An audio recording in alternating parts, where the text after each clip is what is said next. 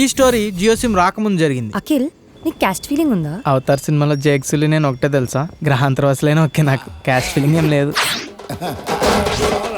మన హీరో సైనిక్ పూర్లో చదువురాను.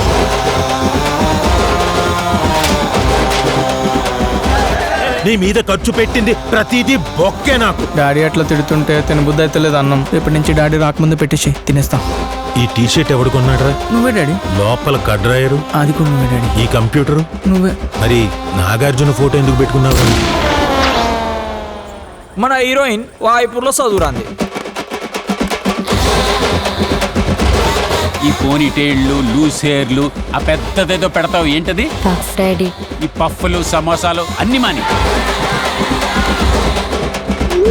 ఈ చదువురాని వాళ్ళు ఇద్దరు చదువు ఎగ్గొట్టి మరీ లవ్ చేసుకుంటారు.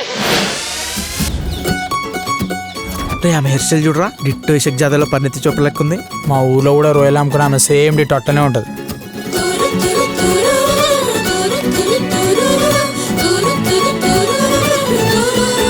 మీకు ఎంసెట్లో ర్యాంక్ రావాలంటే వాళ్ళిద్దరికి దూరంగా ఉండండి. మరి నువ్వే స్కూల్? నేను Bhashyam public school, very down to earth.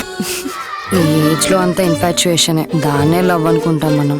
ఇదేమన్నా 100% లో సినిమా అనుకుంటున్నావు అదే అని ఏం నిందు మాట్లాడుతున్నావు తెలుసా?